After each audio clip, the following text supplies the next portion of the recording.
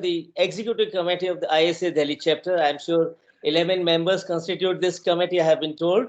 And we all, it's my humble request, obviously, for flag hoisting, please, everyone should stand up. Thank you so much. Thank you.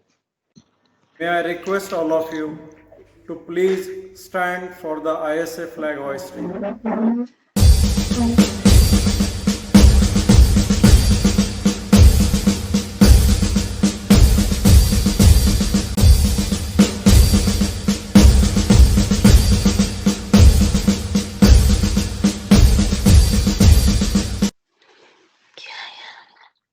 All right. Thank you.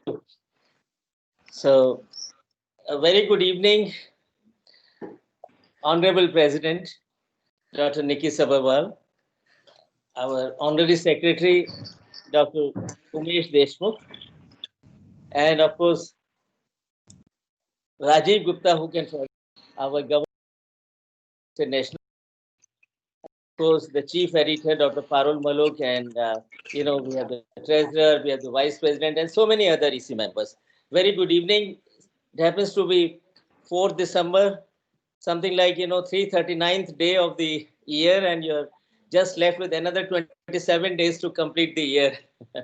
How beautifully you have sustained your activities during this particular pandemic.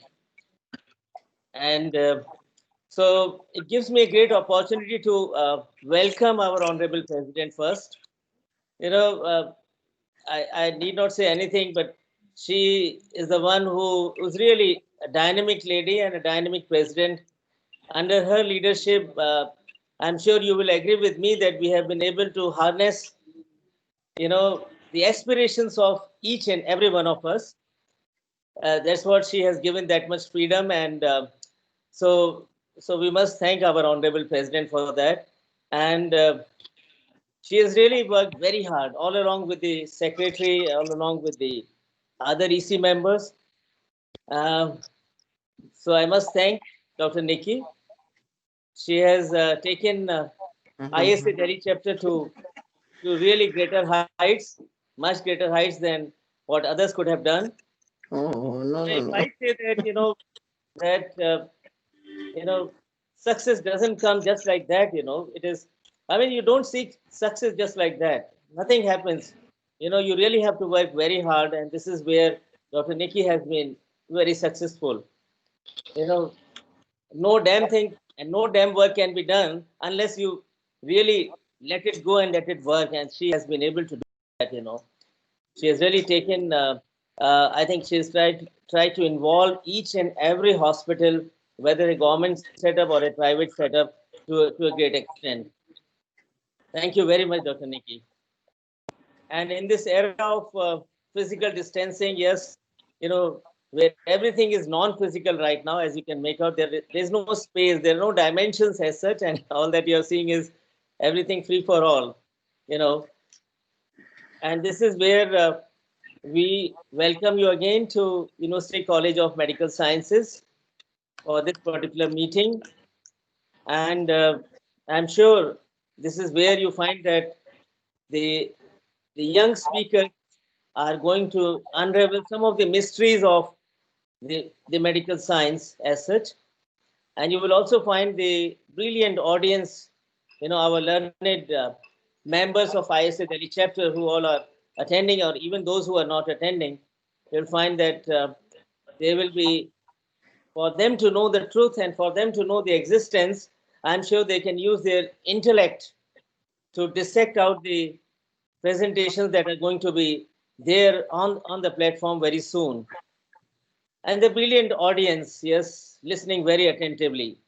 So I must thank the brilliant audience, the learned audience over here. And with these remarks, I welcome you all again to University College of Medical Sciences. We have made a very, small attempt in, bringing out two research presentations, original research presentations, and two case reports over there, which will be followed by a quiz. And that quiz is going to carry attractive prizes. So with these remarks, I have been told Dr. Umesh Deshmukh is not there. So I would like to invite our Honorable President, Dr. Nikki, for the presidential address. Dr. Nikki, please. Very good evening, everybody. Thank you, Dr. Saxena, for your very, very liberal and you're always so magnanimous and gracious in your praise. We see it in your messages too. And this just shows what a big hearted and a generous person and a divine soul you are, really. I mean, I don't deserve all the praise that you have, showered on me. It is a teamwork, and Dr. Rajiv Gupta has really guided us, at each and every step. And without him, I think we would not have been here today. So I seek his advice on everything. And of course, Dr. Umesh, Dr. Usha, Dr. Parul, and Jayant, GC, a time that this has been introduced, in Delhi, where we have representation from different zones. So everybody, and of course the executive members, everybody is putting in their best. And I cannot take away even one iota of credit from our dear heads of departments. Now, today, you see, we are in the throes of this COVID pandemic. There is so much community spread, the beds are overfull, the demands are high, and everybody is working, day and night to fight this menace. And despite this, the show goes on. So the credit goes to the players, the credit goes to each one of you, and especially to Dr. Saxena. So I really thank you for hosting the ISA Delhi branch clinical meeting today, along with your department. And it is so commendable that despite these challenges which COVID is throwing on us every day is a new day with a new challenge. And being the head of the department, I know what pressures are there on all the heads of, especially our department of anesthesia, because we are the front torch bearers here in this fight, and the frontline warriors, or the COVID warriors. So I think the credit goes to each and every member of actively working and participating towards making these clinical meetings happen. Yes, the the COVID has thrown this new challenge of holding virtual meetings. So it does have its own challenges, but the advantages are that we can have many more, because now we don't have to physically visit them. So despite that, I think the attendance is not as high as we thought it would be. And that is why, because, each institution has presented very, very good scientific papers, and we don't want this lost out somewhere. So we will be, uploading these on our website. Many of them have been uploaded, and also on the YouTube. So there is a ISA Delhi YouTube channel, and you can see the, all those who cannot attend or who want to revisit, they can revisit the clinical meeting presentations on these two platforms.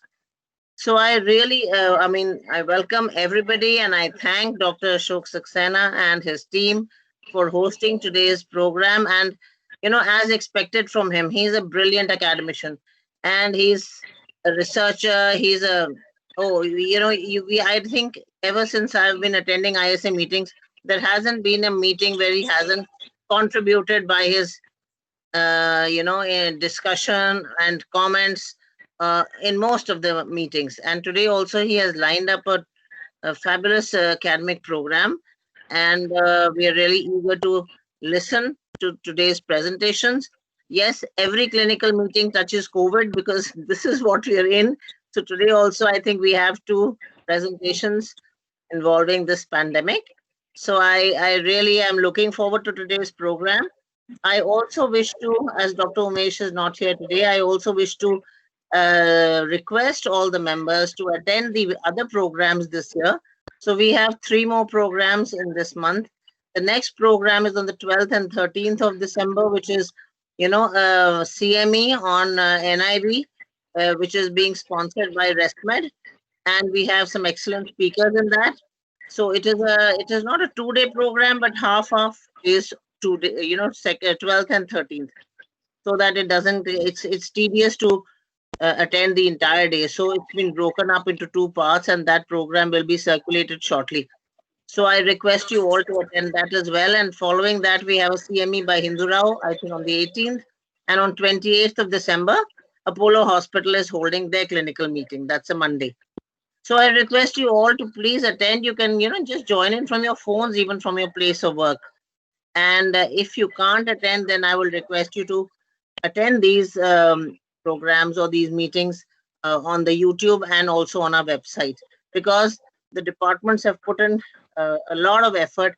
And with the COVID pandemic on, each and every discussion on COVID is so educative, because we are learning every day how to improve the management, what is new about it.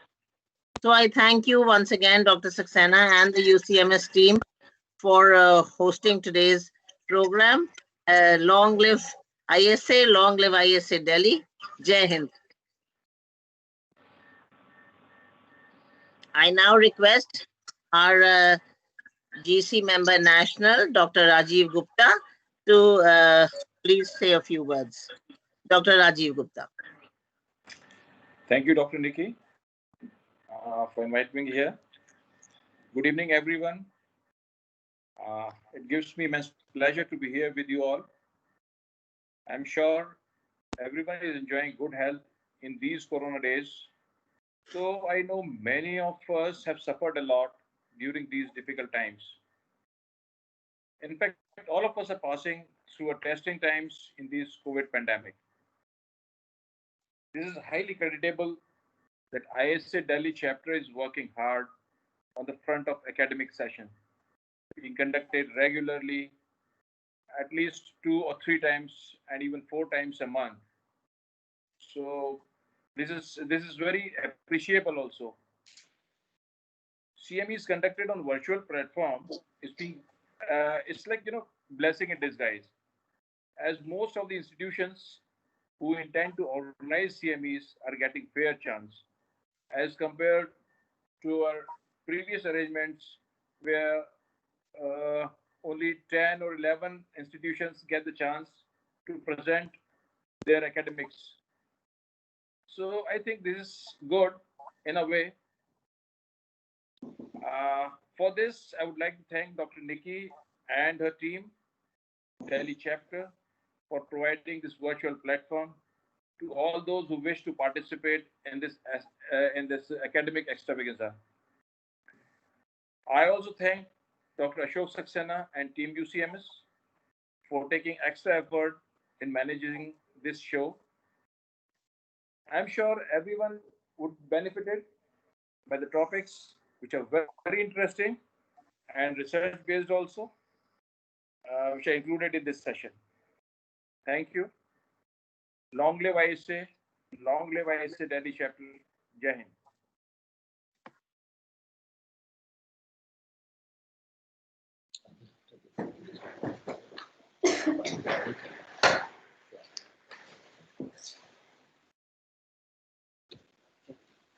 Hello, Dr. Sujata. Hello. Good afternoon, everyone. Welcome Good to afternoon. Good afternoon. Lovely to see you. Good afternoon. Same here. So, welcome to this ISA monthly clinical meet, which is being hosted by Department of Anesthesiology, University College of Medical Sciences, and GTB Hospital. So, we begin with our scientific session, and in this first we have a research presentation. The topic is dose of oxytocin infusion during cesarean delivery in non-laboring preeclamptics receiving magnesium sulfate therapy and normotensives, and up-down sequential allocation dose response study. Our speakers are Aparna and Dr. Devansh, and this research has been moderated by Dr. Asha Tyagi. Dr. Aparna. Okay. Before we proceed, we will have a question answer session at the end of the of all the presentations. So we begin with the first presentation.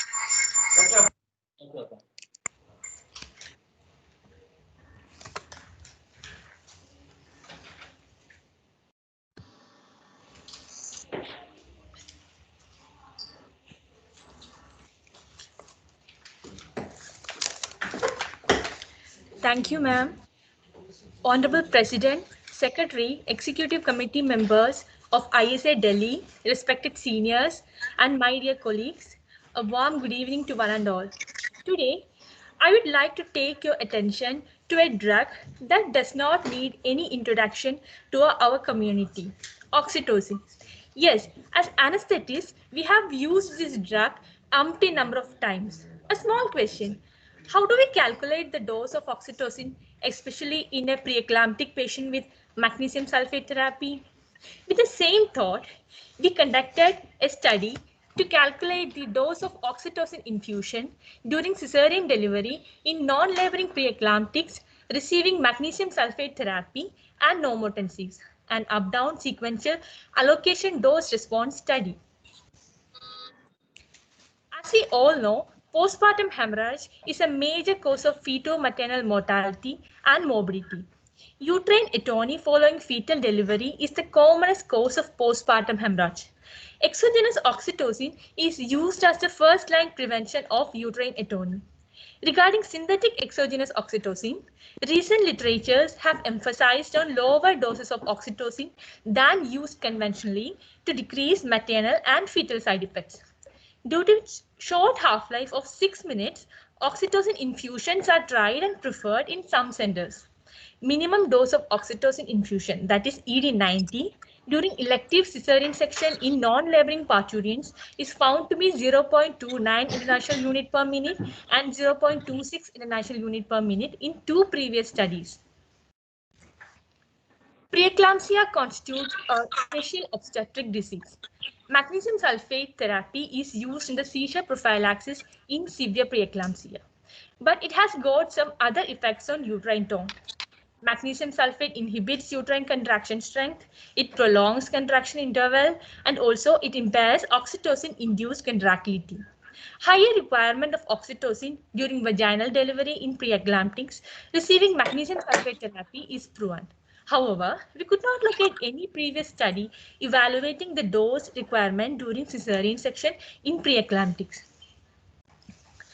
Our aim was to evaluate the minimum effective dose of prophylactic oxytocin infusion for achieving satisfactory uterine tone during cesarean section in non-laboring preeclamptic patient receiving magnesium sulfate treatment and compare it with a control group of normotensives. The ED90 dose was taken to represent the minimum effective dose.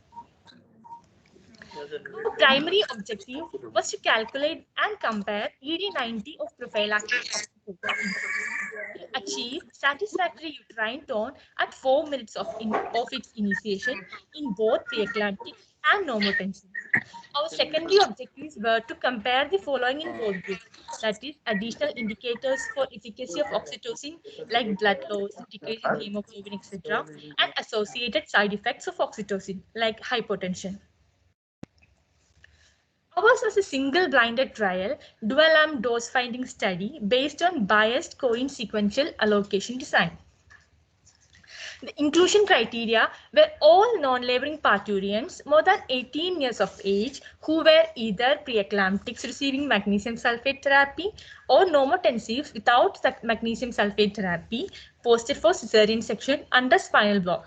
The exclusion criteria were patient refusal, need for general anesthesia, high risk of uterine atony, contraindications to spinal block. The anesthetic management was standardized as per routine practice along with aspiration prophylaxis and minimum mandatory monitoring. The average of 2 readings of heart rate and systolic blood pressure taken 2 minutes apart was recorded as baseline value, and the co-loading with Ringer's lactate was initiated at the rate of 10 ml per kilogram. Subarachnoid block was given according to standard anesthesia practice. heart rate, and systolic blood pressure at every 2 minutes interval after the delivery of fetus for up to next 30 minutes was recorded. Hypotension was considered to be a 20% fall in systolic blood pressure or value of less than 90 millimeters of mercury after the initiation of oxytocin infusion. Administration of vasopressor and fluids were as per the discretion of attending anesthesiologist. Regarding oxytocin initiation, the infusion of oxytocin was prepared and initiated by one of the investigators not otherwise involved in the conduct of this case. The designated hourly oxytocin dose was added to normal saline in a 50 ml syringe, and this was infused via a syringe infusion pump at a speed of 50 ml per hour. The patient, anesthesiologist conducting the case, and surgeon were blinded to the dose of oxytocin. Infusion started upon umbilical cord clamping, and the dose of oxytocin was started at the rate of 13 international units per hour for the first patient of both groups. Regarding oxytocin maintenance, uterine tone was assessed and graded by obstetrician 4 minutes after initiation of infusion. So if the uterine tone was deemed satisfactory, then the dose of oxytocin was considered to be a success, and the same rate of infusion continued till the end of surgery. And if the uterine tone was deemed to be unsatisfactory, the dose of oxytocin was considered to be a failure, and the rate of infusion doubled, but not more than 36 international units per hour. An additional uterotonic agent as well as uterine massage was given if tone not improved within next 3 minutes.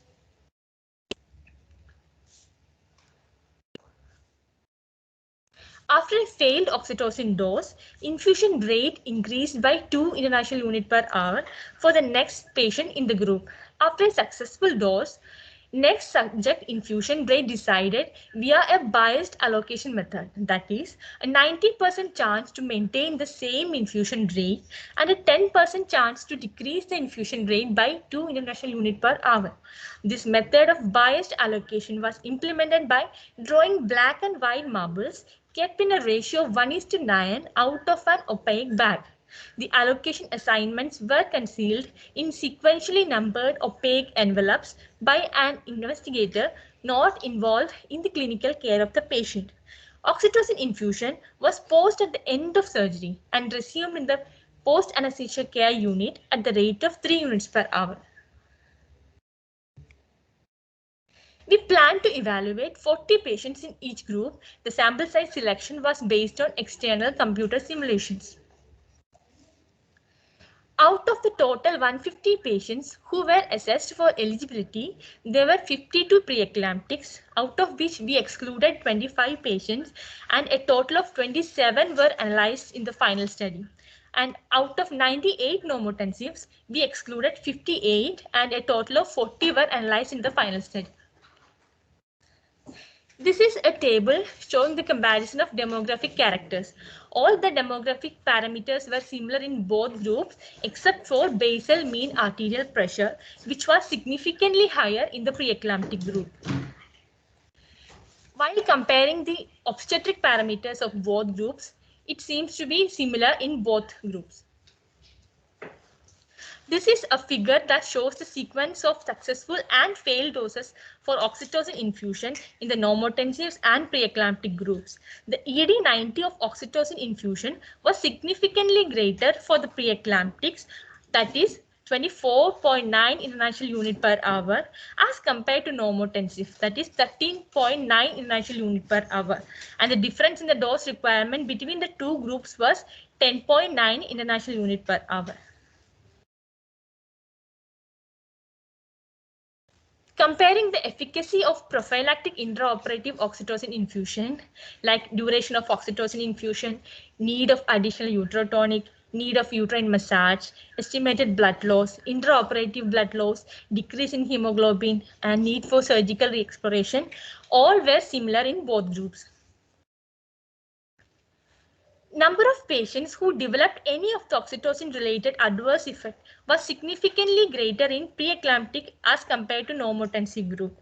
Amongst the various individual side effects, hypotension was significantly greater for the pre-eclamptic group, while all the others like STT depression, nausea and vomiting, headache, and flushing, they were not significantly different. Now I invite Dr. Devansh Garg for the discussion part.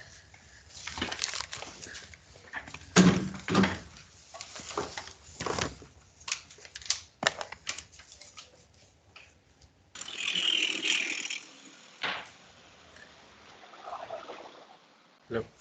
Good evening, respected teachers and my dear colleagues. My colleague Dr. Aparna talked about the aims, methodology and results of our study. Now I will be talking about the findings and comparing it to the different studies. Now the first burning question is, why did we conduct our study? As we all know, patients of preeclampsia have increased risks of postpartum hemorrhage.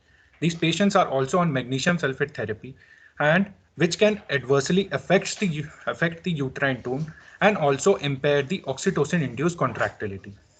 On significant research, we found that there is a significant lack of data regarding the effect of magnesium sulfate therapy on dose requirement of oxytocin during cesarean section. In fact, we could not find any study evaluating the said above effect. Now coming to the lacunae of the existing studies, there has been a focus on evaluating the optimal dose of oxytocin for preventing uterine tony and thus postpartum hemorrhage during cesarean delivery. But the salient findings of these trials have been significantly greater doses amongst the laboring versus the non-laboring patients. Interestingly, all these trials have excluded patients with preeclampsia considered high risk of atony. On further research, we found a trial which showed a significant increase in oxytocin, dose for magnesium treated women as compared to placebo treated women group, but it was during vaginal delivery. So the entities preeclamptic patients and cesarean section are exclusive to our studies. Now coming to the salient finding of our study, we found that there is a significantly greater ED90 of prophylactic oxytocin infusion in the preeclamptic patient, which is also accompanied by higher incidence of oxytocin-related hypotension.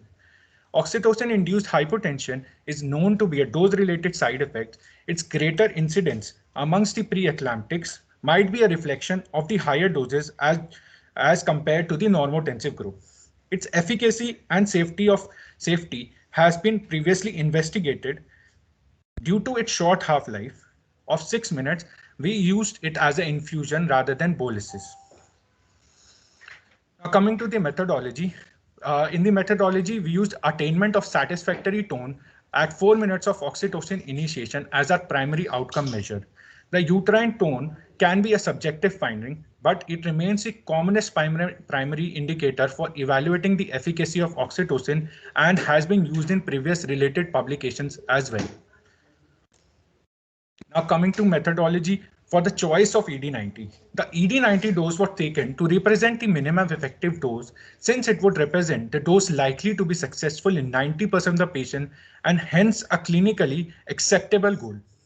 The ED90 would have been different if the study design was to evaluate the maintenance of uterine tone till the end of the surgery, or a different primary indicator was chosen, such as intraoperative blood loss or postoperative change in hemoglobin or incidence of postpartum hemorrhage. Now coming to the limitations of our study, the sample size was planned according to external simulation due to lack of availability of such resources in our hospital.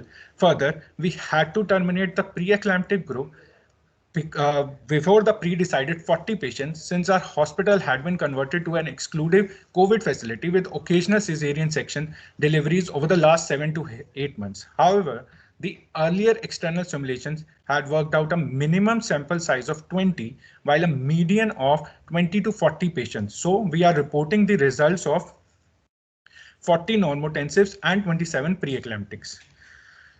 There was no method to control for the subjective assessment of uterine tone in response to oxytocin by multiple obstetricians. However, all the obstetricians involved in our study had sufficient experience in the independent handling of cesarean delivery. Further, in clinical practice, it is likely that the subjective assessment for an adequate uterine tone in response to oxytocin may differ between the obstetricians with varying degree of surgical skills.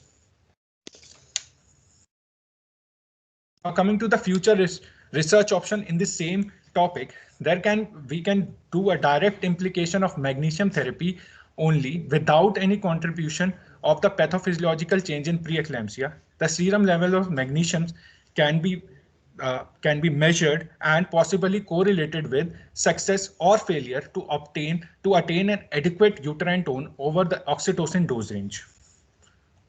Now for concluding, patients of preeclampsia receiving preoperative magnesium therapy need a greater intraoperative dose of oxytocin to achieve a satisfactorily contracted uterus after fetal delivery. These are my references.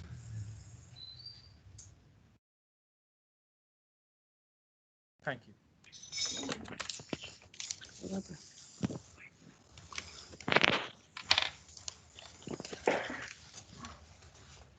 Thank you, Dr. Devansh. The questions can be posted in the chat box, and we will deal with them at the end of the session. So next we move on to an interesting case, Dress in COVID-19, a case report. This will be presented by our residents, Dr. Rachna and Dr. Neha, and has been moderated by Dr. Rashmi Sarod.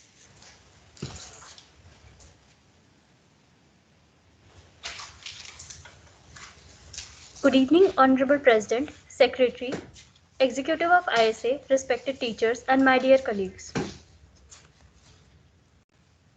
It has been an year since the first case of COVID-19 was reported in November 2019. The COVID-19 pandemic has hit the whole wide world, and the situation is still not under control. There is no specific treatment guideline as of day to day. However, the vaccine is under development. So as of now, we are left with social distancing, hand hygiene, masks, and early isolation of patient to prevent further transmission of the disease. It is therefore essential to recognize the common presenting symptoms of the disease, which are fever, cough, sore throat, malaise, diarrhea, anosmia, and agorrhea. Occasionally, rash or cutaneous eruptions may be the only presenting feature of the illness. Today, we present an interesting case of skin manifestation which occurred after the patient tested COVID negative and was about to be discharged from our hospital facility. A 59-year-old male presented to our casualty department with history of fever for past 7 days, sore throat for past 5 days, shortness of breath for past 2 days. He had coexisting type 2 diabetes and hypertension controlled on oral medicines, tablet glimepiride 30 mg OD and tablet amlodipine 5 mg OD, respectively, for past 1.5 years. On examination, the patient was conscious oriented following commands, maintaining a pulse of 92 per minute, BP of 136 by 90 mmHg, saturation of 88% on room air. Oxygen therapy was initiated via non-rebreathing face mask and a saturation of 98% recorded. He was tested positive for SARS-CoV via RT-PCR test.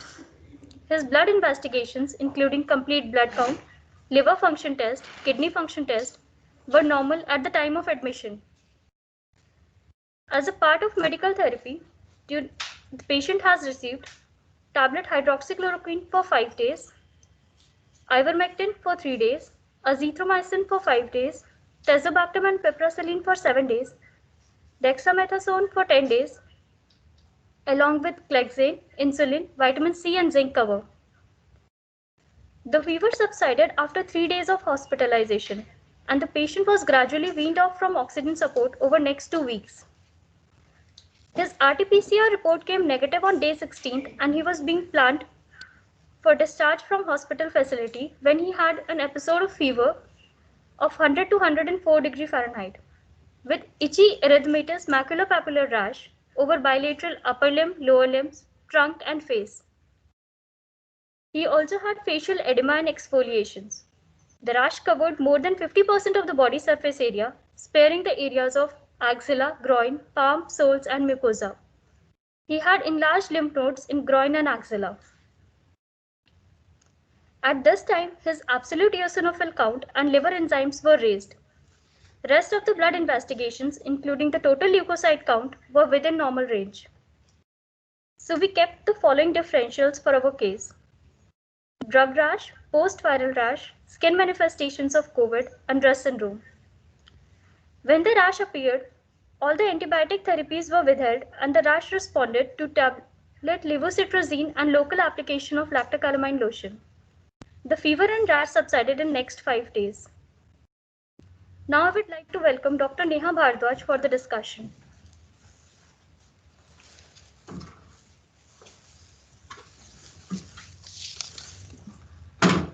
Thank you, Dr. Rachna. Good evening, respected all.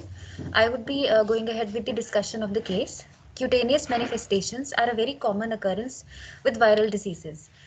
In coronavirus infection, various skin manifestations which have been reported are petechial rashes, varicella-like exanthems, a trichial rash, and they usually affect trunk and extremities.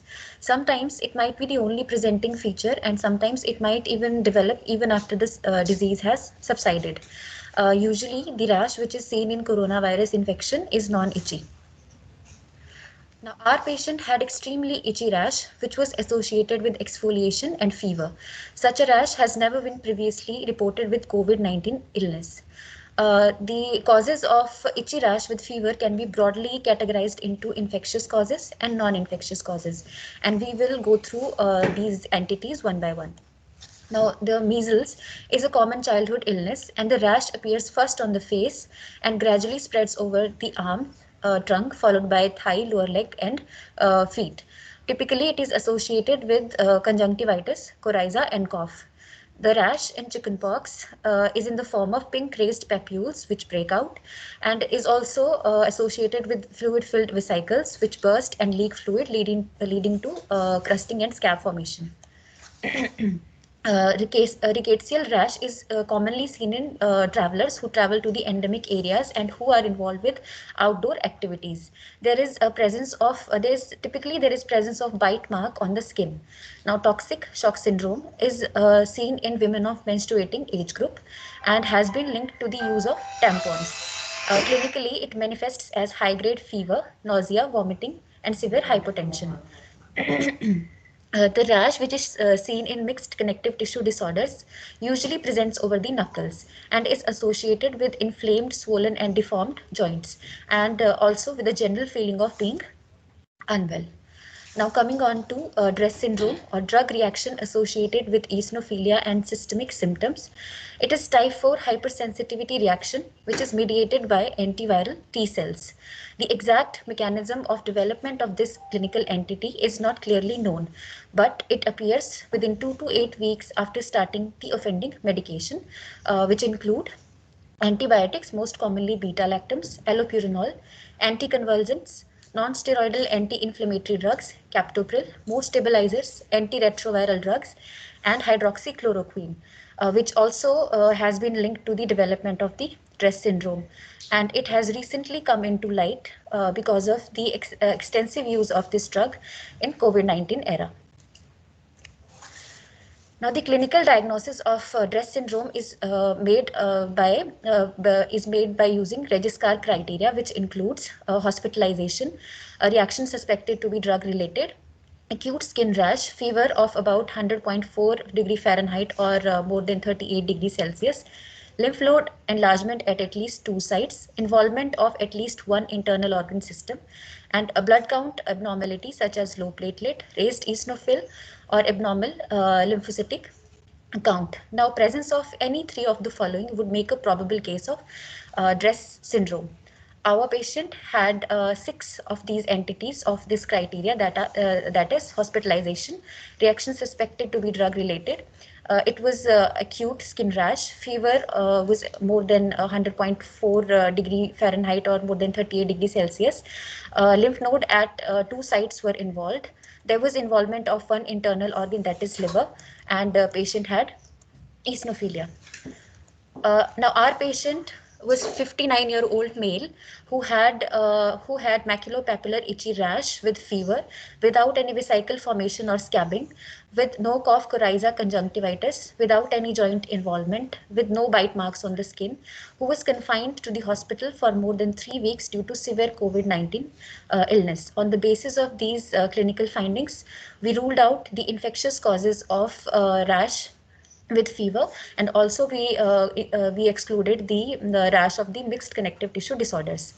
Now, our patient during his hospital stay had received tazobactam and piperacillin and hydroxychloroquine, and the fever and the skin rash with exfoliation had developed 3 weeks of initiation of drug therapy. The absolute eosinophilic counts were raised. There was presence of lymphadenopathy. Rash resolved after cessation of all the drugs. So on the basis of these above mentioned clinical findings, the most probable cause in our patient looks like to be DRESS syndrome.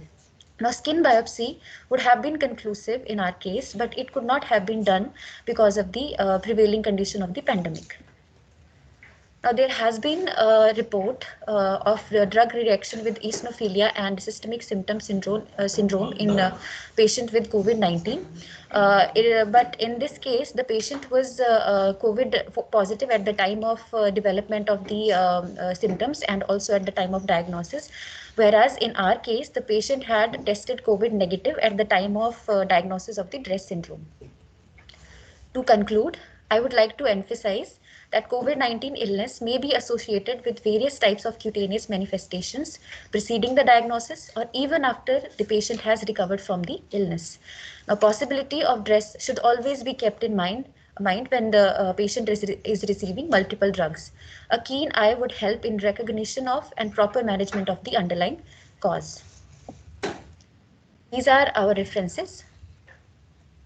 Thank you.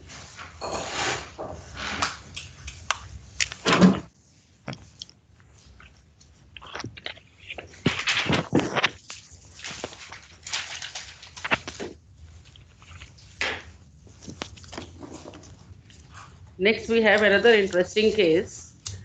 Hydroxychloroquine in COVID-19 patient on chronic pregabalin therapy. Is it safe? Our presenters are Dr. Prerna Vasudev, who is a resident in the department, and the case is moderated by Dr. Gitanjali and Dr. Saxena. Good evening, Honorable President, Secretary, Executive of ISA, respected seniors, and my dear colleagues. I, Dr. Prerna Vasudev, is here to talk about hydroxychloroquine in a COVID-19 patient on chronic pregabalin therapy. My moderators are Dr. Gitanjali ma'am and Dr. Ashok Kumar Saxena sir. A 54-year-old male patient weighing 90 kgs presented in casualty with chief complaints of fever, shortness of breath, and cough for the past 1 week.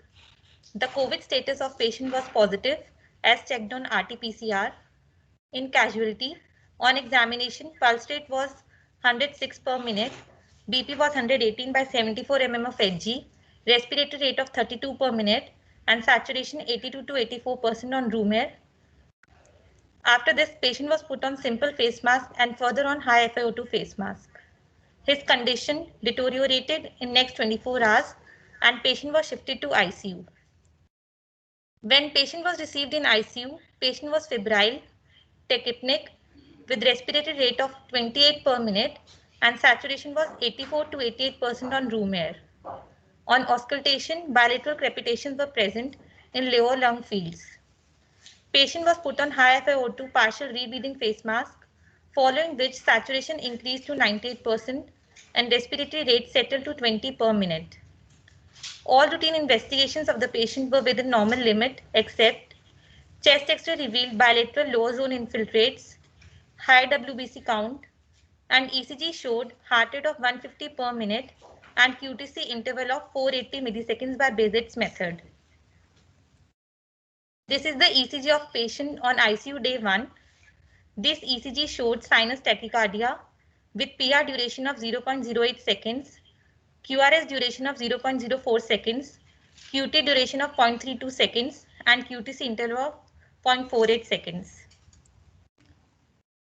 In past history, patient was a known case of hypertension for the past 15 years and was controlled on tab amlodipine 5 mg OD.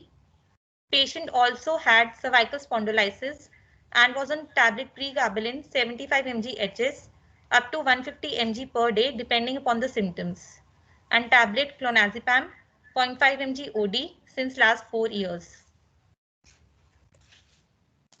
Patient had received broad spectrum antibiotics which included tazobactam, piperacillin, teicoplanin, ivermectin 12 mg BD, enoxaparin BD, dexamethasone, salmeterol, vitamin C and zinc. Patient had already received azithromycin before admission to ICU. Considering the ECG changes, HCQ was not administered to the patient. On inquiring, it was revealed that patient was taking pregabalin till a day before his ICU admission. Patient was asked to stop pregabalin and clonazepam both. The ECG changes resolved on the very next day, that is on the second day of last dose of pregabalin. After ensuring normal ECG with heart rate of 80 to 90 per minute, HCQ was administered in a dose of 400 mg OD for 5 days. ECG done on all 5 days was reported normal. Patient improved clinically and was discharged on the day 6 of the ICU while maintaining oxygenation on room air. Now let's discuss the status of HCQ in the management of COVID-19 patients. As we all know, chloroquine, an anti-malarial drug, it inhibits viral infection by changing the endosomal pH that is required for viral cell fusion, as well as it interferes with the glycosylation of cellular receptors of SARS-CoV-2. HCQ, that is analog of chloroquine, is less toxic and has higher inhibition against SARS-CoV-2. In a recent study by Gottert et al., it was concluded that HCQ was associated with viral load reduction or disappearance in COVID-19 patients, and its effect is reinforced by azithromycin. However, conduction disorders were the main cardiac side effects. The role of HCQ in the management of COVID-19 patients has been controversial. Following initial positive evidence from the in vitro studies, 2 studies from China and 2 studies from France showed its efficacy for therapeutic management of SARS-CoV-2.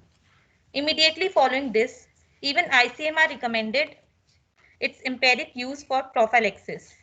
Not only that, a meta-analysis including 7 studies found HCQ to be promising in terms of less number of cases with radiological progression with a comparable safety profile to control or conventional treatment.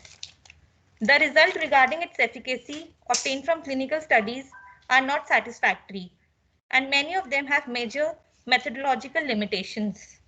But stronger evidence from robust, well-designed RCTs are warranted. As already discussed, we all know arrhythmias have been the major concern with its use.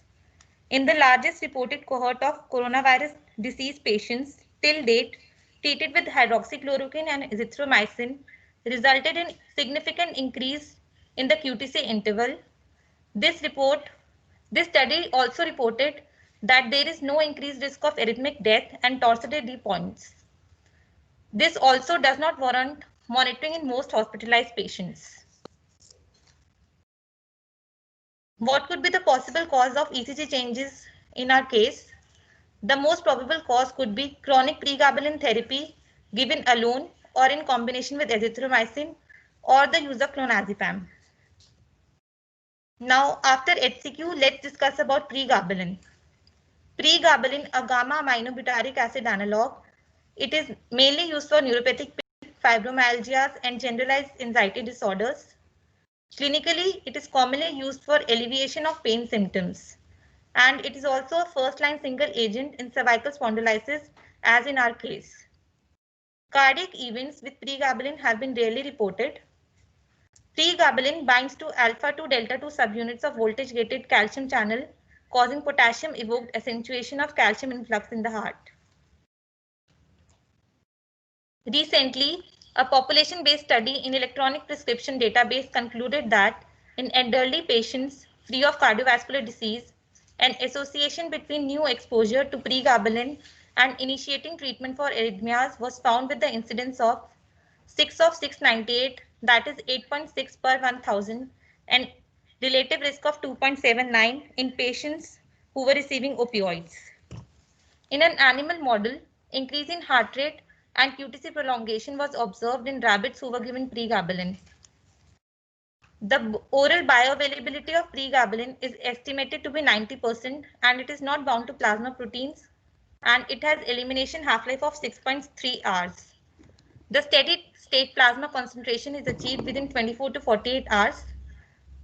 This time taken to achieve steady state plasma concentration probably explains the normalization of ECG on the very next day, that is approximately within 36 hours of the last pregabalin dose administration. Benzodiazepines like midazolam has been found to have variable effect on QTC. However, there has been only a single case report which has implicated QTC prolongation in a pediatric patient on clonazepam overdose. Clonazepam is a long-acting newer benzodiazepine, and clonazepam may alter L-type calcium channel function, and it may lead to dysarrhythmias and QTC prolongation in overdoses. To conclude, we hypothesize the chronic pregabalin and or clonazepam therapy to be the potential cause of QTC prolongation in the present case. Hence, we emphasize upon the cautious use of proarrhythmic drugs like HCQs alone or given in combination with azithromycin in COVID-19 patients who are already on chronic pregabalin and or benzodiazepine therapy, as it may potentiate the risk of arrhythmias. Thank you. Thank you, Dr. Prerna. So, thank you, Dr. Prerna. We now move on to the last presentation in this. Okay. Well, friends, last but not the least, this particular presentation you have is involving CRPS patients. You know those patients, complex regional pain syndrome, way back in 1864 when Michel had named them and labeled them as cases of RSD or reflex sympathetic dystrophy. It is just that the term has changed. Cases remain the same with that potential, neurogenic inflammation and vasomotor dysfunction and that kind of maladaptive neuroplasticity phenomena operating in these patients. So with that background, and I'm sure now you have the mRNA vaccines coming up for COVID, and the same mRNA has been utilized here only as a kind of biomarker estimation, seeing the progress that how does it help and whether there's any modulation of mRNA of a particular gene, and that particular gene happens to be MMP9. And we have utilized something which is just costing 200 rupees or 500 rupees, or maybe, the best possible mirror, maybe 600 rupees, that mirror therapy in the management of CRPS, along with the conventional rehabilitation approach. And so it happens to be a prospective randomized control trial, and this is where I invite Dr. Anish Malik for presenting this case, this particular research presentation, which is labeled as modulation of mRNA expression of MMP9 or metalloproteinase 9 gene following an integrated approach encompassing mirror therapy in patients of CRPS type 1 in stroke survivors. And mind you, they are early cases of stroke survivor, not the delayed one, the long one. And it is a prospective randomized control trial. So Dr. Anish, please.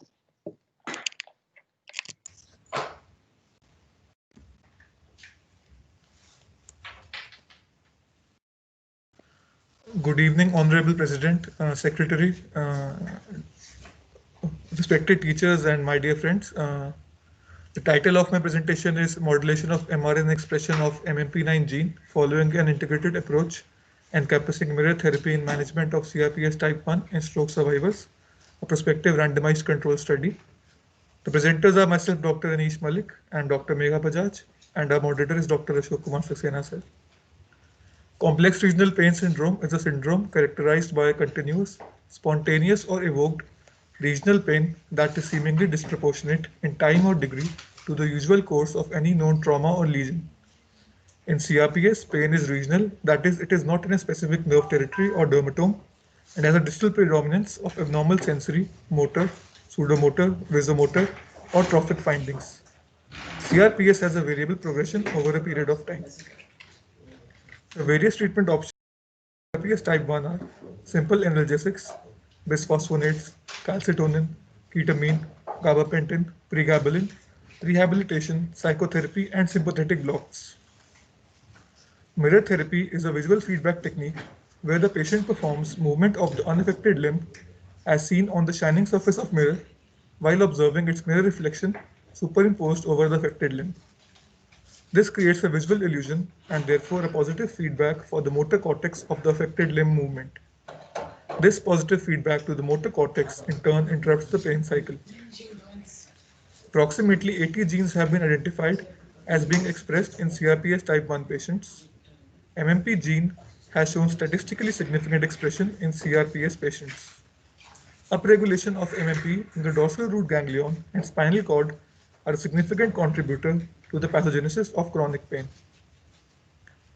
On extensive literature search, we could not find any study on use of integrated approach encompassing mirror therapy in management of CRPS type 1 in stroke survivors in Asian populations. Also on extensive search, we could not find any study on the modulation of mRNA expression of MMP9 gene following integrated approach encompassing mirror therapy in CRPS type 1 in stroke survivors. Hence, the present study was designed. The study was conducted at the Pain Clinic, Department of Anesthesiology and Pain Medicine, and the Department of Molecular Biology. Patients with established diagnosis of CRPS type 1 post-stroke were referred to the Pain Clinic. The study was approved from the Institutional Ethical Committee, Human Research. A written and informed consent was obtained from each patient. The study was a prospective randomized controlled study. Patients with episode of a unilateral stroke with hemiparesis during the previous 6 months and having continued pain which was disproportionate to any inciting event were diagnosed with CRPS type 1. The Budapest clinical criteria was used for the diagnosis of CRPS. It includes the following points. Number 1, continuous pain disproportional to the inciting event. Second, the patient must report at least one symptom in 3 of the 4 categories, that is sensory, which includes reports of hyperesthesia or allodynia, vasomotor, which includes reports of temperature asymmetry, skin color changes, or skin color asymmetry, pseudomotor, which includes reports of edema, sweating changes, sweating asymmetry, and motor or trophic changes, which includes reports of decreased range of motion, motor dysfunction, or trophic changes. The patient must display at least one sign at the time of evaluation in 2 or more of the following categories, where the patient may have evidence of hyperalgesia or allodynia to light touch, pressure, cold or warm temperature. The patient may have temperature asymmetry or skin color changes. There may be any evidence of edema or sweating changes, or the patient may exhibit decreased range of motion, motor dysfunction, or trophic changes. There must be no other diagnosis that would explain these signs and symptoms. Patients with any obvious explanation for pain like fracture or radiculopathy, patients with an intra-articular injection into the affected joint during the previous 6 months, patients with a history of use of systemic steroids during the previous 4 months, patients with serious uncontrolled medical conditions, and patients with cognitive impairments that might interfere with understanding instructions for visual analog scaling, motor testing, and treatment were excluded from the study. Following a detailed history and a clinical examination, a holistic evaluation was carried out in each patient, and this included baseline assessment of pain intensity and severity by using the NRS pain score, pain interference with sleep by utilizing the NRS sleep score, neuropathic pain symptom inventory, motor activity log, and quality of life by utilizing the SF12 questionnaire, physical and mental component scores. 25 patients were diagnosed with CRPS post-stroke on the basis of Budapest clinical criteria. 22 patients out of these 25 were randomized on the basis of computer-based studies and were divided into 2 groups, the control group CT and the study group MT. The control group CT was given conventional program where the treatment was patient-specific and it consisted of physical therapy, neurorehabilitation techniques, and counseling for 30 to 40 minutes each day for 5 days a week for a total of 6 weeks.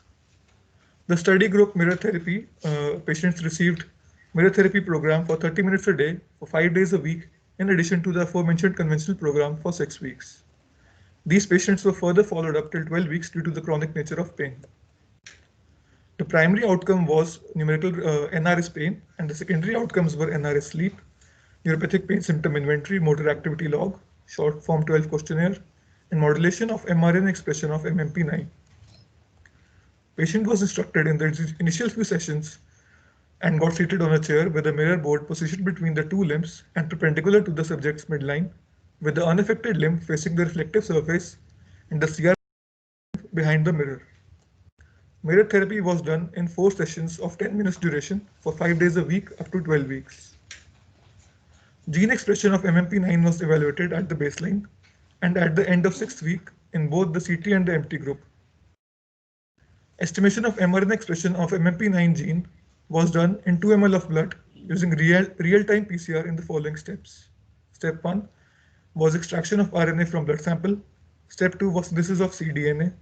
And step 3 was quantification of mRNA expression of MMP9 gene by using 2-color high-resolution MELT real-time PCR.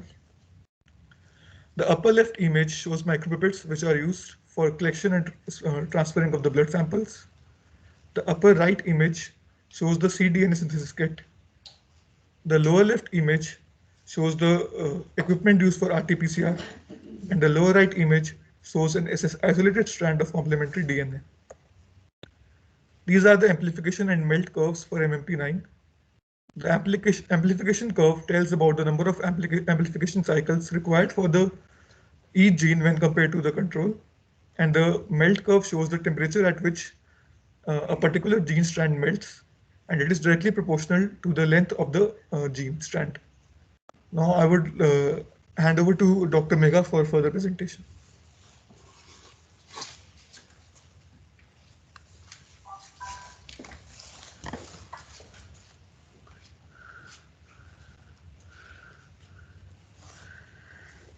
Thank you, Anish. Good evening, everyone.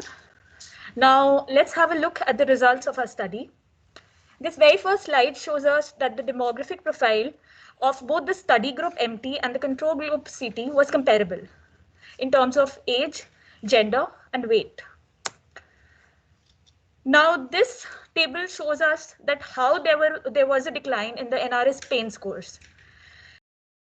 That in the study group MT, at the end of 2nd week, there was significant decline in the NRS pain score. Similarly, in the control group CT, the significant decline began at the end of 2nd week. On intergroup comparison, we saw that at the end of 4th week, there was much more decline in the study group MT as compared to the control group CT, which was consistent for the end of 6th week, 8th week, and 12th week. This is the graph which is depicting the decline in the NRS pain scores. For interference with sleep, we use the NRS sleep scores. We can see that in the study group MT and the control group CT, there was a significant decline at the end of 2nd week, which was consistent for the 4th week, 6th week, 8th week, and 12th week. Whereas on intergroup comparison, although there was more decline in group MT, which was a study group, as compared to the control group CT, although it was statistically insignificant. We used the neuropathic pain symptom inventory to compare the neuropathic component of pain.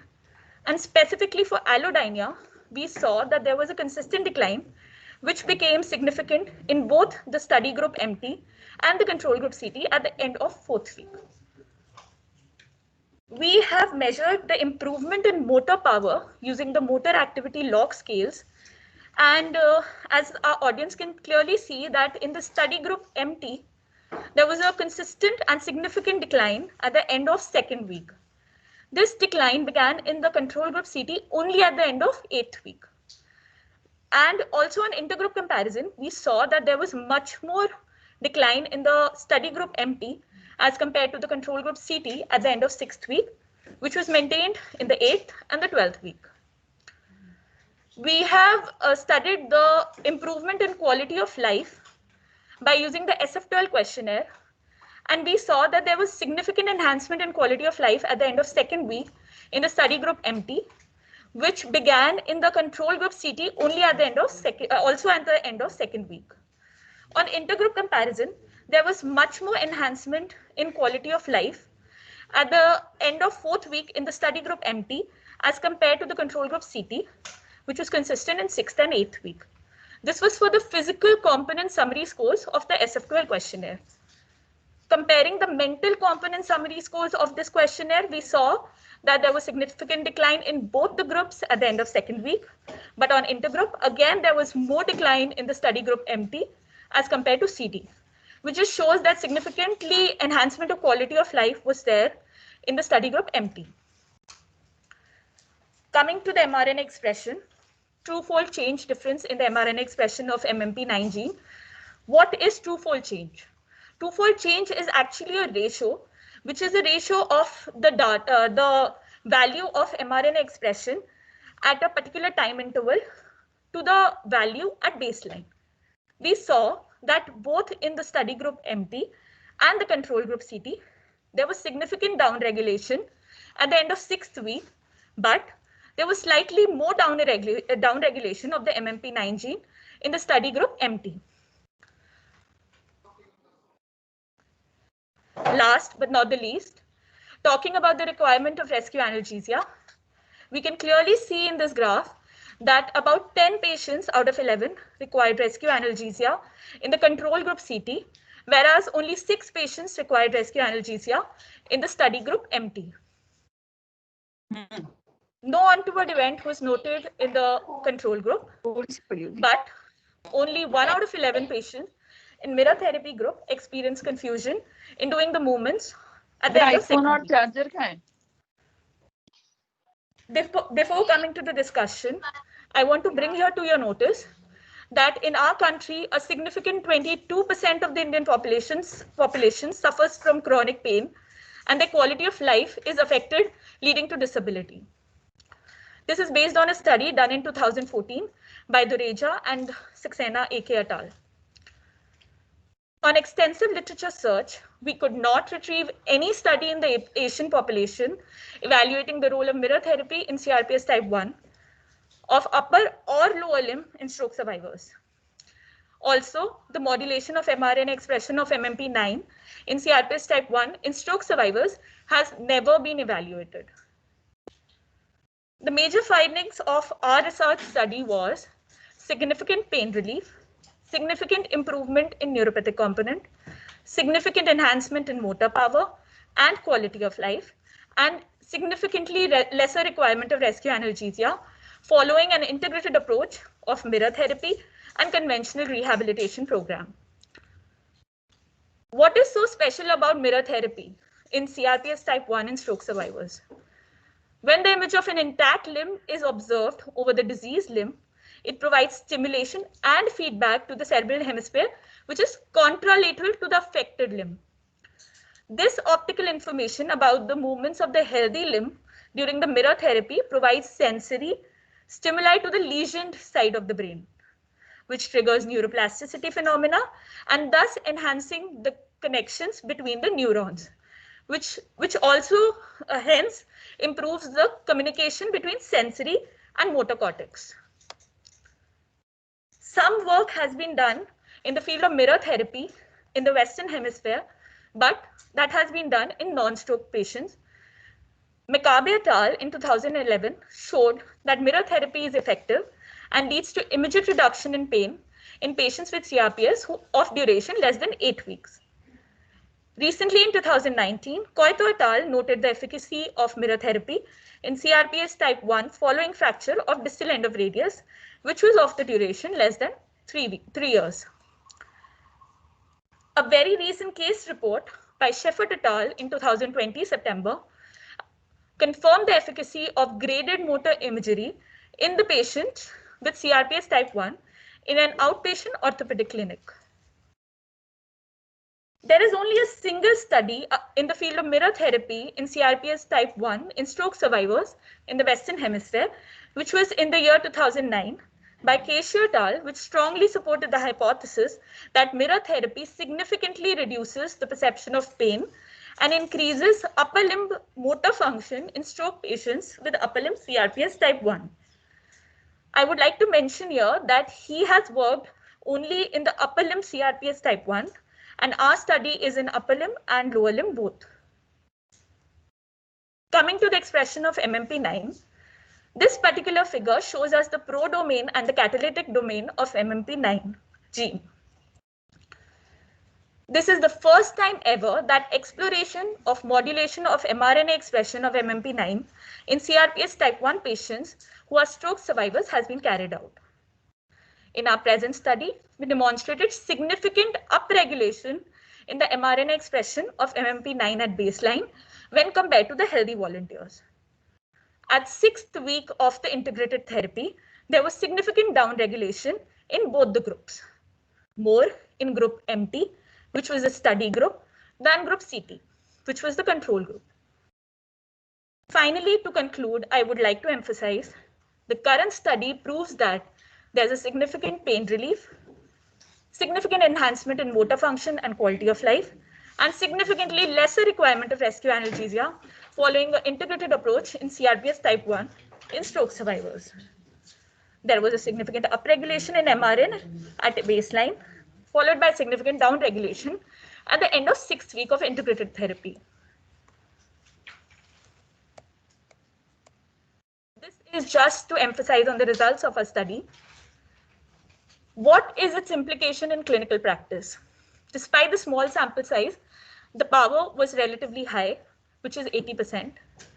To further substantiate, there's a need to take larger multicentric RCTs to prove effectiveness of the integrated approach. mRNA expression studies require larger series of CRPS type 1 patients. Based on the results, a gene-targeted therapy can possibly be designed and provided to CRPS type 1 patients, which can be used as a potential prognostic marker for early detection, diagnosis, and management of these patients. These are my references for your kind perusal. Thank you very much.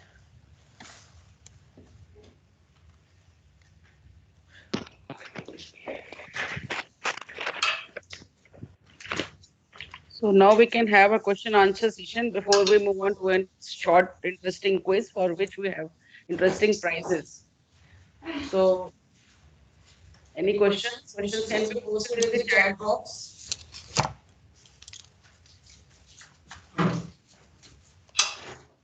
No questions? There are no questions in the chat box so far. Yes?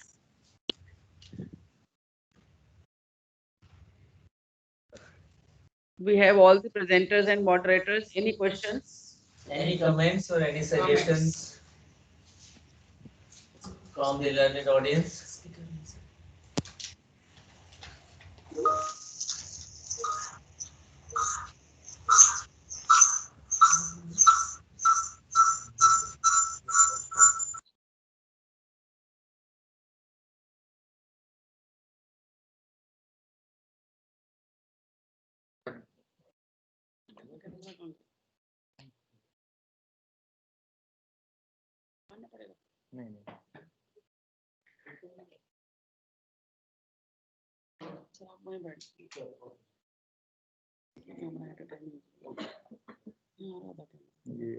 Hello.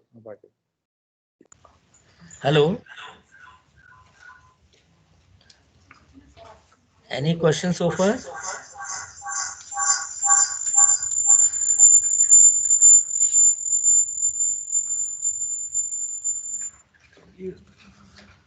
Yeah. Hello, Dr. Nikki. Dr. Rajiv. Your presentations, like I've written in the comment box, I mean, really, it has been a treat today. Such Thank you. unique topics, the selection of topics, the methodology, as expected. And, you know, the last presentation really stumped us all, I think. I mean, really, really excellent.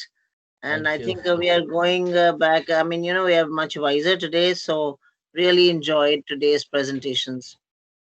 Thank you so much. Thank you. Even with a simple thing like the oxytocin, you know, the study that was also very, very practical and relevant. And I think each of them, the DRESS syndrome also, I think it's the first one you're saying which has been reported post-COVID. So really very, very, very, very good. Very well done. Yeah. Thank you, Dr. Nikki. We still welcome any comments, any other comments from the learned audience or from executive committee, anything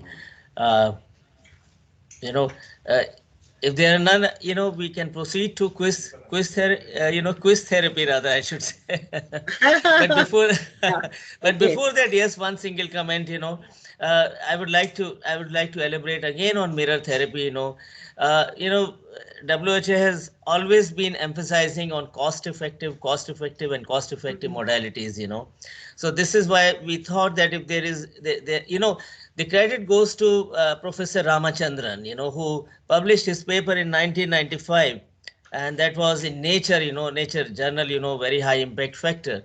So that time he had used this particular mirror therapy in, basically the phantom limb pain that particular year, 94, 95. And subsequently, yes, it has been used. But the point here is that we must emphasize that even if the mirror is costing only 400, 500, 600 rupees, it should be a high quality mirror, number one. It should not give any blurred image whatsoever. So that's very important, that you need to see that if you're trying to superimpose your because you're keeping your healthy hand, supposing I'm saying upper limb, it's a box, and I'm keeping it opposite the shiny or the reflective surface of the mirror, and the affected limb is behind the mirror. So in a case, as the youngsters talked about, it's a superimposition. So this particular thing is something like you are causing a kind of embodiment of the healthy limb and a disembodiment of the affected limb. And this basically this disruption of the body image, when patient keeps suffering, the hand is so heavy that they can't even lift it up, and this is where they find that it is able to ultimately promote, the congruence between the sensory input and the motor output, which is almost disturbed. There is an imbalance between the peripheral nervous system and the central nervous system. That's the biggest quality of this particular entity, and this is where you find that ultimately you are able to break the link between the pain and the fear of the movement of pain of the limb, which we call it as kinesiophobia. So that particular thing is very important, and by doing this mirror therapy, you're trying to reset and reorganize the neural circuitry in the brain, which has been disrupted. So you're trying to reorganize the neural circuitry in the brain, that is with the help of the mirror therapy, and that is what ultimately helps in relieving pain. But we will not claim that it is no doubt it's an effective therapy, but I can't say it's a potential therapy, that's for sure. It is something like, where you have drugs like those anticonvulsants like pregabalin, gabapentin, they have their own role, but this particular entity is not a purely neuropathic pain. There's a lot of debate on that, but this mirror therapy has given a good direction to all those interventionalists, that yes, this is something which can be tried. But we would say, when we talk about integrated approach, that means we are using mirror therapy along the usual conventional neuro rehabilitative approach, where like the woman is using the scrubbing and descrubbing technique, and all those kind of movements. And so that's very important. It's a kind of integrated approach that we have thought about. So thank you so No, much. I think, Dr. Ashok, this Yeah, is this can be really a life-changing, therapy for yeah, these patients of CRPS who suffer so much, suffer and so I much. don't Yeah, see any side effects in this, and the absolutely. cost is there's no cost involved. No And cost your involved. Yeah, study, I mean, of course, there were limited number of yeah, it patients, was. but the results are excellent, and so Absolutely. I think you must continue with this. The only thing I would have also liked to see is maybe you could make a video of how Right. this is showing, because it's a Yeah, new concept for yeah, us. So yeah. that Right. would have been nice. Yeah, Next we you will could maybe do that, we will and upload we it can in see. we will hand it Yes, over to you, and you can that upload it would, in the yeah, that would YouTube. be lovely. Yeah, So it'll yeah, give us a clearer idea yeah. of how it is done. Sure, we But will do but that. really very very new, novel, and excellent. Very nice. Thank you so much. Thank you. Very Thank nice. Very nice. thank you. So if there are no more questions, we can proceed with the quiz. Just 5 questions only, right? We have your Okay, great. permission, Dr. Nikki. Yes, Okay. yes, please, Thank you so please. much. Thank you. Thank you. So we move on to quiz session. We have Dr. Anvesha who will be conducting this quiz session, and the answers for the quiz can be posted in the chat box. and it is important that you provide your address along with it. So the and whosoever is the first one will they will receive the prize. The prizes will be posted to addresses. So we need your address. And if there are any questions related to our scientific session also, they can also be posted in the chat box, and we can communicate to. So Dr. Anvesh. Thank you, ma'am. So moving on to the quiz session, the rules are very simple. 5 questions, 60 seconds each to answer, and 1 or 2 words answer only, and first to answer wins. And the answers to be sent in the chat box. So question number 1. Which variant of CYP2C9 gene has a strong risk of developing the DRESS syndrome when the patient is on phenytoin?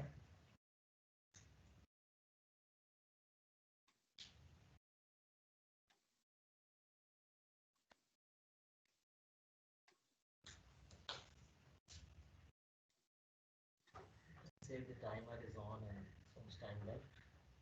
The timer is running. It is, you have 30 seconds more to answer.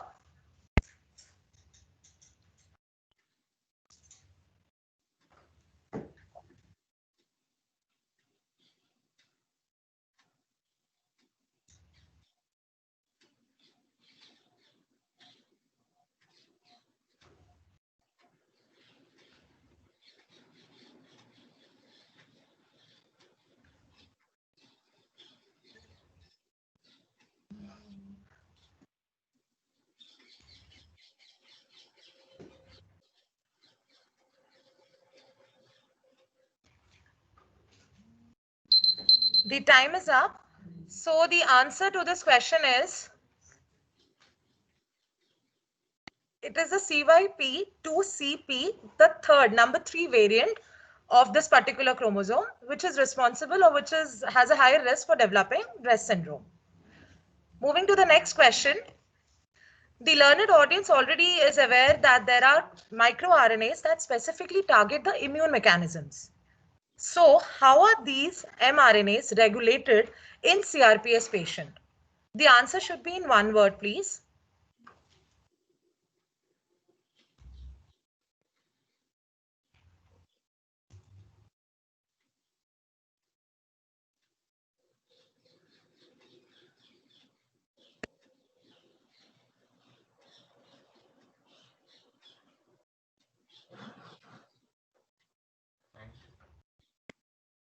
We have 30 seconds more.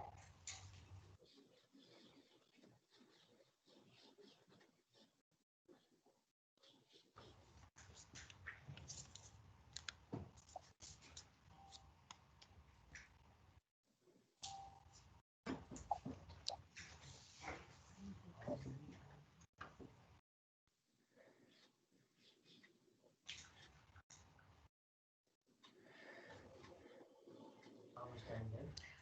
4 more seconds. Yes, the time is done. So the answer is, it is upregulated. Moving to the next question. What was the name and the year of the consensus conference on CRPS prior to the well-known Orlando conference for CRPS? The time begins.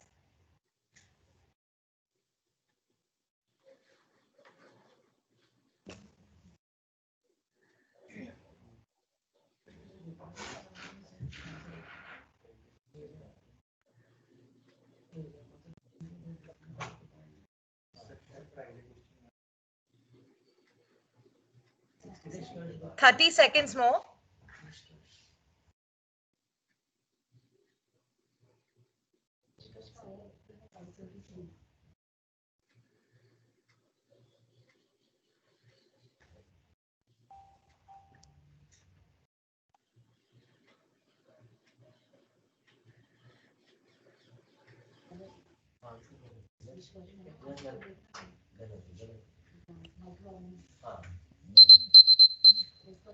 The time is up. So the answer to this is, It was the Schloss-Rettershoff Consensus Conference in the year 1988. Moving to the next question, this is a current affairs one. Name the student who very recently missed his chance of being admitted into college following his name appearing in the merit list of a premier competitive examination of India just because of a wrong click of button.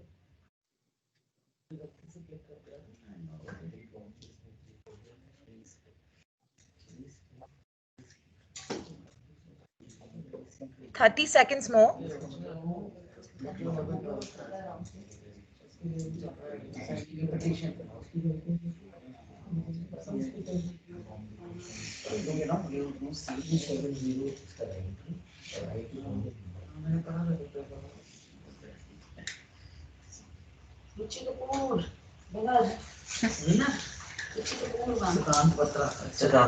ठीक है और वैसे नहीं भाई college वाले allowed नहीं है यार सेम इंस्टीट्यूशन ये बोल दे रहा है Okay, the time is up.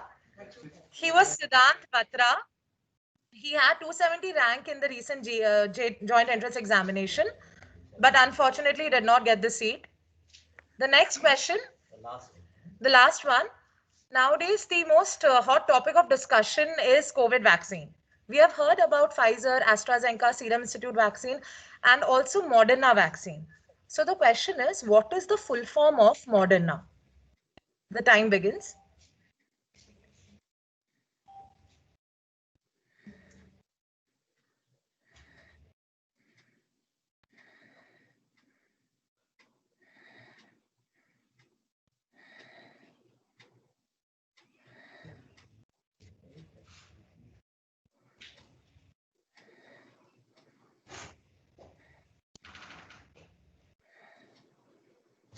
Twenty seconds more.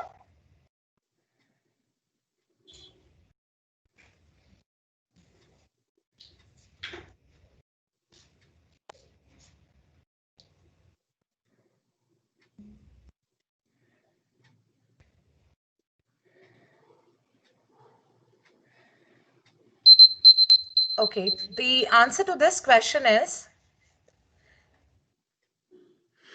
Moderna stands for mode RNA or modified RNA. Thank you.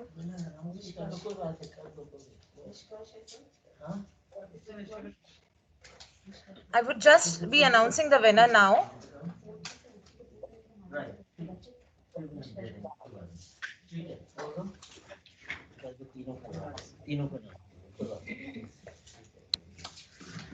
So the winner of the quiz session is Dr. Rachit. And it was the question number 4 that they attempted. So Dr. Rachit is for question number 4 and Dr. Nishkar Gupta for question number 5.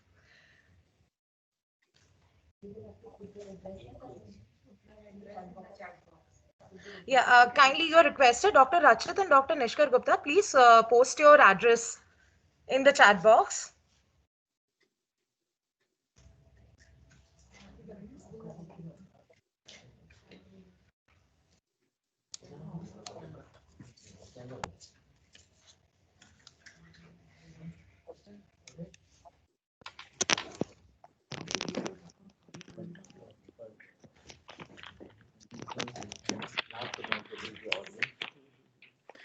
Ruchi Kapoor has also answered Siddhant Batra. But Ruchi Kapoor, Dr. Nikki, ma'am, actually Ruchi Kapoor is from our institution, so. Doesn't matter. Okay. दे दो. दे देते हैं. Okay, we will. Yes.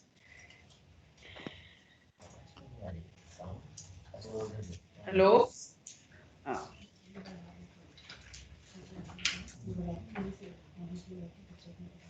So we conclude our scientific session here, and I would like to thank Madam Dr. Nikki, President, I say, our secretary who has not been able to join, Dr. Rajiv Gupta, all the presenters and moderators, and last but not the least, our audience for participating in this monthly meeting. There was no sponsor. Unfortunately, there were no sponsors for our meet, but I would like to thank all those who have taken out time to attend this and have contributed to the meeting. Thank you. Thank you, Dr. Sujata. Thank you, Dr. Saxena, Thank for a you. wonderful evening. And people who've not been able to attend, I hope they will log in to the website and the YouTube. I will send you the link. As soon Right. as our vendor uploads this, we will give you the Right. link which you can share with others. And I hope they will see, because otherwise, they are really losing out on a lot of good information. And I mean, I have gained a lot, especially from the last presentation, and also your dress syndrome, which was very well presented. All of them are very well presented, but yes, very new information coming out. So excellent. So thank you so Thank you much. so much. Thank you so Thank you. much for a Thank you. wonderful, God bless you. wonderful clinical meeting. Thank you. Thank Have you a so much. good evening. Have a good evening. Thank And Sir, good can I night. have a word? Thank you. Sir, Thank I you. wanted to say something. Yeah, हाँ जी please. बोलिए. मैं कहती congratulations, sir. It was an amazing presentation. All of them were wonderful. And I Thank you just so would like much. to take this opportunity to even request you to please send me the abstracts and pictures so that I Oh, can sure. put them in the newsletter. Okay. Right, Thank you, sure. sir. Wonderful. Sure, Dr. Parul. We must Thank you. congratulate you Yeah. also for bringing out such excellent newsletter, and you're keeping the Thanks, sir. That's benchmark okay. quite high, definitely. Thank you so much. Thank you. She really deserves it, Dr. Saxena, because during her posting in COVID ICU, and then she's in quarantine in the hotel, she continues to work on the newsletter. Complete recovery. But he can use it all right. Don't worry. Just be positive. Minus the No, test. she's all right, but वो भेजते हैं ना 15 दिन के बाद hotel में, घर नहीं जाने देते. So she moves her bag and baggage there, and like it's a real task for everybody to be working in these times. So I have also asked a vendor to take good screenshots, and yes, we will look forward to the abstracts and the photographs. So we will put that. Yeah. Definitely. Sure. And please do tune in for the NIB webinar on 12th and 13th of December. Yeah. Requesting all postgraduates and all. Yes. I'll be sharing the link with you shortly. Yeah. Okay. Thank you so much. Thank you. Goodbye. Goodbye. Goodbye. Thank you. Good. Goodbye. So, good. Congratulations, everyone.